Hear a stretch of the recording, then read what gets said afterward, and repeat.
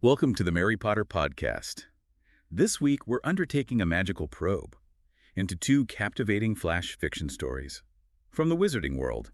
Get ready for tales of transformative curses, forbidden pacts, and the surprising paths magic can lead us down.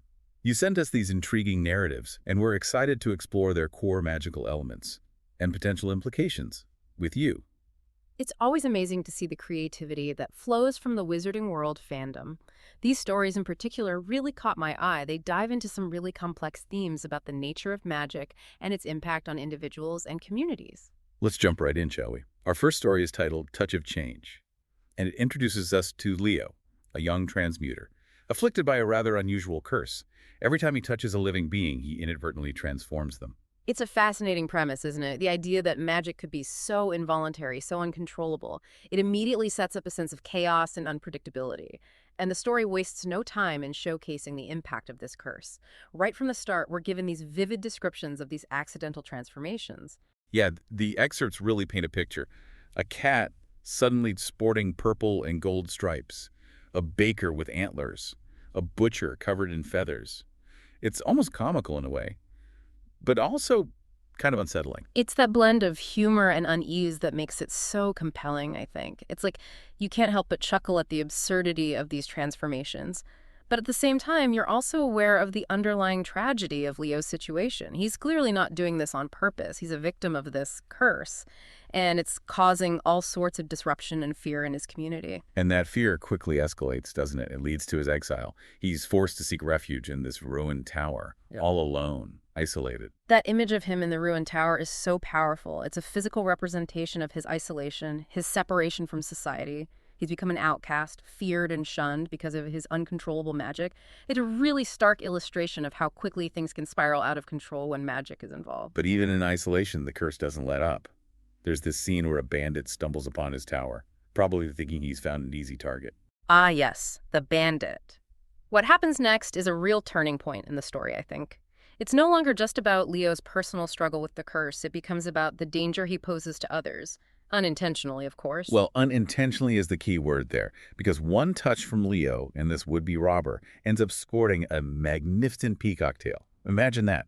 A tough bandit suddenly adorned with flamboyant plumage. It's a moment of almost dark humor, but it underscores the seriousness of Leo's predicament. He's forced to flee again, this time into a dark, dangerous forest.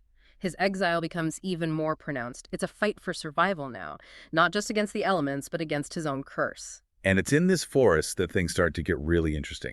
Leo's body starts to change. He develops sharp claws, owl-like night vision, almost as if the curse is providing him with the tools he needs to survive in this harsh environment. What do you make of that? That's where we start to see a shift in the nature of the curse.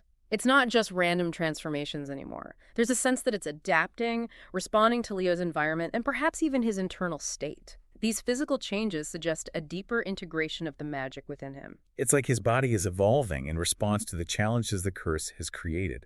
It's fascinating and a little bit creepy, but amidst this struggle for survival, Leo catches a glimpse of something. A moss-covered ruin, pulsing with a familiar energy, a place rumored to hold the power to break curses. The ruin becomes this beacon of hope for Leo, a potential escape from his torment. But it's not a straightforward solution. The ancient carvings inside the ruin offer a warning. They speak of the danger of becoming a monster in heart, not just in form. It's a reminder that the true challenge isn't just about reversing the physical curse, but about preventing it from corrupting Leo's inner self. It sets up this really interesting internal conflict. Leo's desperate to break the curse, but he's also confronted with this idea that he needs to be careful not to let it turn him into something monstrous on the inside. So he finds this stone basin, filled with shimmering water, the legendary cure. He plunges his scaled hand in, expecting some dramatic magical reaction. But nothing. That moment of anticipation, followed by nothing, is brilliant. It subverts our expectations. It tells us that there's no easy fix, no quick magical solution. Real change, the story seems to be saying, requires something more than just a wave of a wand. It requires an internal shift. And that's exactly what happens. Leo makes a choice. Instead of focusing on reversing the curse, he starts visualizing positive outcomes. He thinks about those he's transformed to their original forms. It's an act of will, of intention, and that seems to be the key. It's about accepting the curse, not just fighting it. And in that acceptance, he finds a way to control it. His hand emerges from the basin. The scales are gone. But more importantly, he's gained a new understanding of his magic. He can direct it now, will it? The carvings on the walls shift, reflecting this newfound mastery. They no longer speak of breaking the curse, but of shaping it. It's a really satisfying moment, isn't it? Uh, Leo steps out of the Rian, transformed not by the removal of the curse, but by his newfound control over it. His mismatched eyes, that single clawed finger, they become symbols of his journey, his resilience. And then, just as you think the story is wrapping up, we get a glimpse of someone watching him. A cloaked figure, lurking in the shadows, whispering about the changing one, mastering his gift. That final scene throws a wrench into everything. It suggests that Leo's journey is far from over, his transformation hasn't gone unnoticed, and there are forces out there who might seek to exploit his power. Or perhaps they have other intentions altogether. It's a classic cliffhanger that leaves you wanting more. It certainly does. Now, let's move on to our second flash fiction story, Scorched Earth and Shadow Wings. This one takes us to a village ravaged by drought. Our protagonist, Kai, is a teenager desperate to save his community. He ignores his grandmother's warnings about making deals with powerful beings and seeks out a legendary dragon named Emberclaw. This story taps into that classic trope of the Faustian bargain, the desperate individual making a pact with a powerful entity for personal gain. But in this case, it's not just personal gain. Kai's motives are altruistic. He wants to save his village, and he's willing to pay any price. He goes to Emberclaw's lair, this smoke-filled cave, and offers his fealty in exchange for rain. But Emberclaw, being a dragon, isn't satisfied with a simple oath of loyalty. He proposes a deeper bond, a magical pact. He sears Kai's palm with a magical flame. That act of searing his palm is a really powerful image. It symbolizes the permanence of the pact, the magical connection between Kai and the dragon. It's not just a verbal agreement, it's a physical and magical bond. And it works. Almost instantly, storm clouds gather. Torrential rain pours down, bringing life back to the parched land. The villagers rejoice. They hail Kai as a hero. But his grandmother, she weeps. She sees the danger that Kai is invited in, and Kai himself, he starts to see it too. He touches his grandmother's hand. And it's not just relief he feels. He sees a vision of the future. A future where his power has corrupted him, where he rules over the village with an iron fist. This is where the true cost of the bargain starts to become clear. The power Kai has gained isn't neutral. It comes with the potential for tyranny. And Emberclaw, whispering in the back of his mind, reinforces that. My reign, my land, my people. It's a chilling reminder that sometimes the road to hell is paved with good intentions. Kai realizes the path he's on. He could easily succumb to this power, become the very thing his grandmother warned him about. But he makes a different choice. He decides to leave the village, to try and master this power on his own terms, to resist the dragon's influence. As he walks away, his shadow stretches out behind him, taking the shape of vast wings. It's a striking image, isn't it?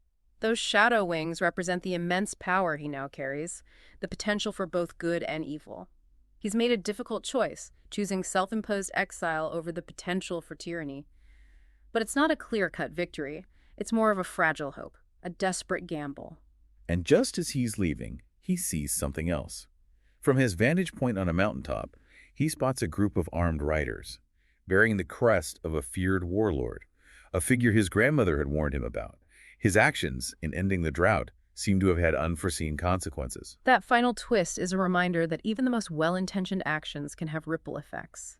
Kai's pact with the dragon has shifted the balance of power in the region, and it's attracted the attention of those who would exploit that shift for their own gain. Kai might have saved his village from the drought, but he may have inadvertently unleashed a new threat. So we end with Kai facing this uncertain future, burdened by his power, and the realization that his choices have far-reaching consequences. Both of these stories, Touch of Change and Scorched Earth and Shadow Wings, offer a lot to think about, don't they? They really do. Touch of Change is a story about finding control in the face of chaos. It's about learning to wield power that was thrust upon you. And Scorched Earth and Shadow Wings is a cautionary tale about the seductive nature of power and the importance of understanding the potential consequences of our choices, especially when magic is involved. They're both really thought-provoking, and they leave you with a lot of questions. In Touch of Change, what will become of Leo now that he's mastered his gift? Who is this cloaked figure, and what do they want with him? Is Leo's future one of heroism, or will he be forced to confront new challenges, new threats? And in Scorched Earth and Shadow Wings, what will Kai do with his dragon-forged power? Can he truly escape the dragon's influence, or is he forever bound to Emberclaw? And what about the approaching warlord? Will Kai use his power to fight him? Or will his actions lead to even greater conflict? These flash fiction stories, while short, pack a real punch. They remind us that magic, like life, is full of surprises, and that even the smallest choices can have huge consequences. What did you find most intriguing about these stories? What questions are you left with? We'd love to hear your thoughts. Think about it this way. If you were in Leo's shoes, how would you handle the burden of his curse? And if you were Kai, would you have made the same choices? These stories invite us to consider our own relationship with power and how we might navigate the complexities of a world where magic is real. That's all the time we have for this week's Magical Probe, but the conversation doesn't have to end here. We encourage you to keep exploring these themes, keep those magical thoughts brewing. And be sure to check out the amazing collection of flash fiction stories on our website.